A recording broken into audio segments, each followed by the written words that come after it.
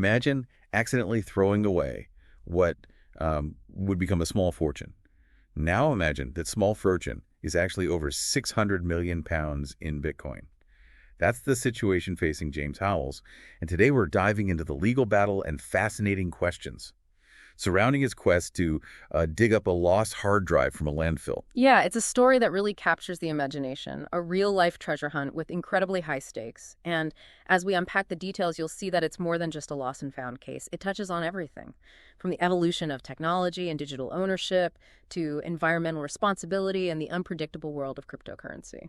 You've given us a stack of news articles about this case, and honestly, it's wilder than any fictional treasure hunt I've ever come across. So let's start with the man at the center of it all, James Howells.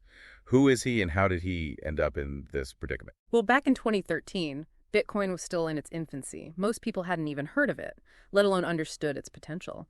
But James Howells was an early adopter. He was mining Bitcoin, which basically means he was using his computer to solve complex mathematical problems, to verify transactions on the Bitcoin network. And for his efforts, he was rewarded with Bitcoin. Okay, so he was an early adopter. That's pretty cool. Yeah. But how much Bitcoin are we talking about here? And how did it end up in a landfill? He managed to mine 8,000 Bitcoins. Back in 2013, that probably wouldn't have seemed like a life-changing amount. Bitcoin was worth a tiny fraction of what it is today. But fast forward to now, and those 8,000 Bitcoins are estimated to be worth over 602 million pounds. And that figure is projected to keep rising. Wow, that's a serious what-if moment. I can't even imagine misplacing my phone, let alone a hard drive with that kind of value on it. So how did it happen? It was a genuine accident. According to Howells, during an office cleanup, his partner at the time mistakenly threw away the hard drive containing the Bitcoin, thinking it was just an old piece of junk. It ended up in the Docksway landfill in Newport, Wales, where it's been buried for over a decade. So this hard drive is essentially buried treasure. Yeah. And I understand Howells is now with a legal battle with the Newport City Council to try and get it back. What exactly is he asking for? He's filed a lawsuit demanding that the council either allow him access to the landfill to search for the hard drive or compensate him for its current value, which he estimates to be around 495 million pounds. It's a bold move, and it sparked a lot of debate about who ultimately owns the hard drive and its contents, and whether the potential reward justifies the risks and costs involved in digging it up.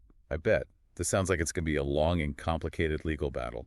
What arguments are the council making against Howells' claim? The council is pushing back hard, arguing that the hard drive, along with everything else dumped at the landfill, is their property. They cite the 1974 Control of Pollution Act, which essentially gives them legal control over waste disposal and anything deposited within the landfill site. So the council is basically saying finders keepers. In essence, yes. They're arguing that Howells relinquished ownership of the hard drive when it was disposed of, regardless of its contents. But it's not just about ownership. They're also raising serious concerns about the environmental impact of digging up the landfill.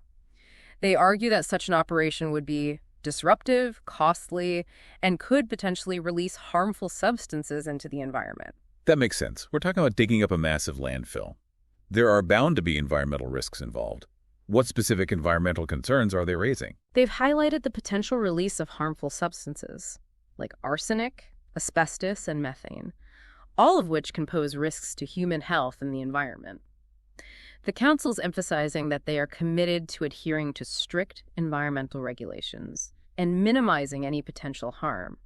They believe that excavating the landfill for a single hard drive would be irresponsible and could set a dangerous precedent. That's a valid point. But I read that Howells claims he has a plan to mitigate these risks. What's his strategy? He's assembled a team of experts, including excavation specialists, data recovery engineers, and even a former head of landfill for Newport City Council. He claims they can pinpoint the hard drive's location with a high degree of accuracy and conduct targeted excavation that would minimize disruption to the rest of the landfill. So he's not just proposing digging up the entire landfill. It sounds like he's trying to make a case that this can be done in a controlled and responsible way. What about the data recovery aspect? After all, this hard drive has been sitting in a landfill for over a decade. Is there any guarantee they can even retrieve the Bitcoin? That's a crucial question. Howells' team includes data recovery specialists who claim they have a high chance of success. They point to the fact that hard drives are surprisingly durable devices, and even after years of exposure to the elements, there's a good possibility the data is still intact.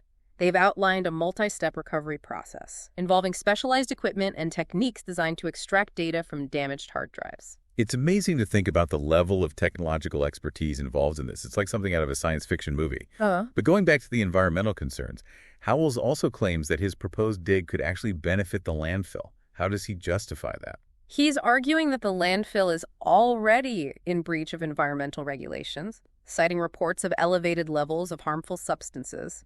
He contends that his excavation could provide an opportunity to modernize the site and address these existing environmental issues. So he's essentially saying, let me dig up my hard drive and I'll help you clean up the landfill in the process.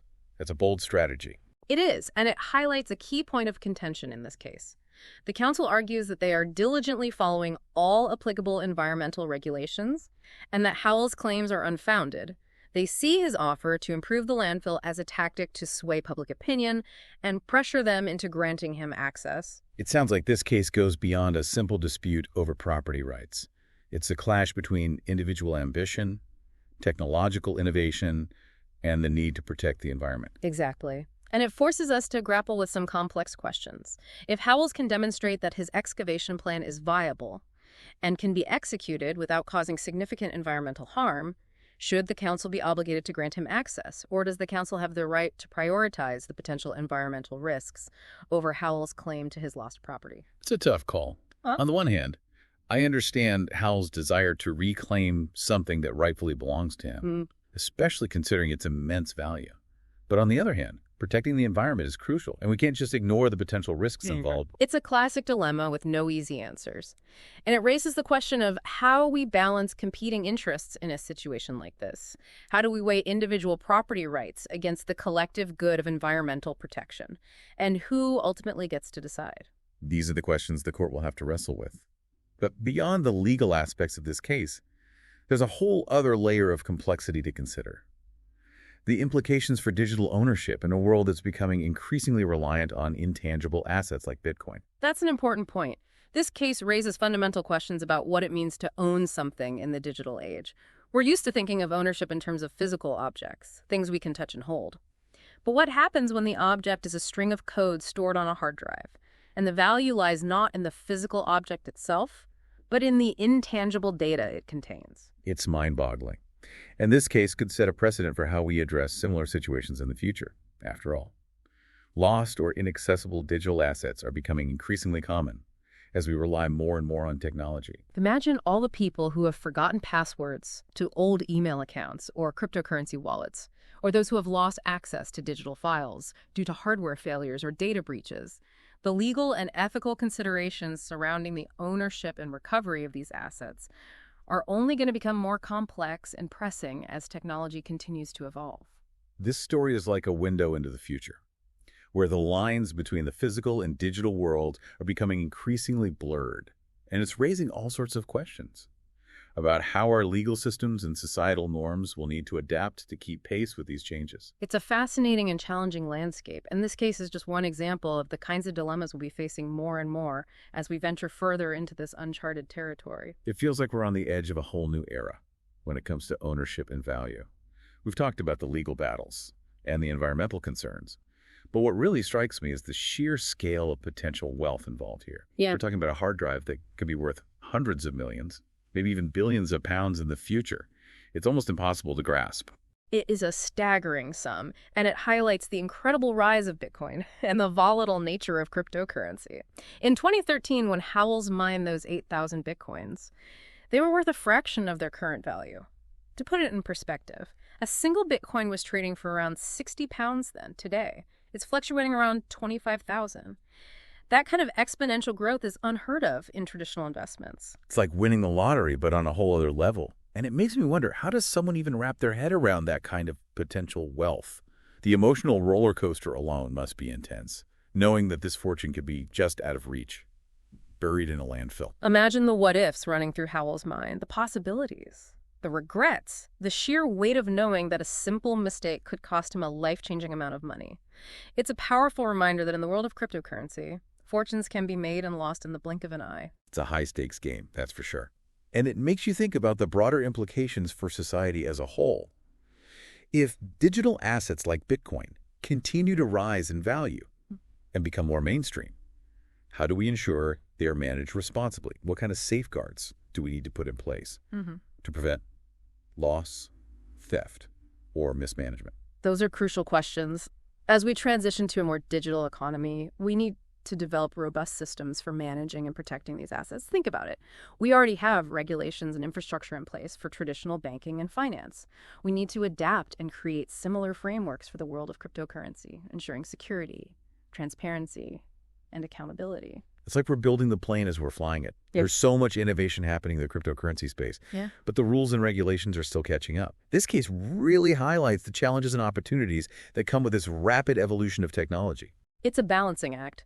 We want to encourage innovation and allow these technologies to flourish, but we also need to protect individuals and society as a whole from potential risks.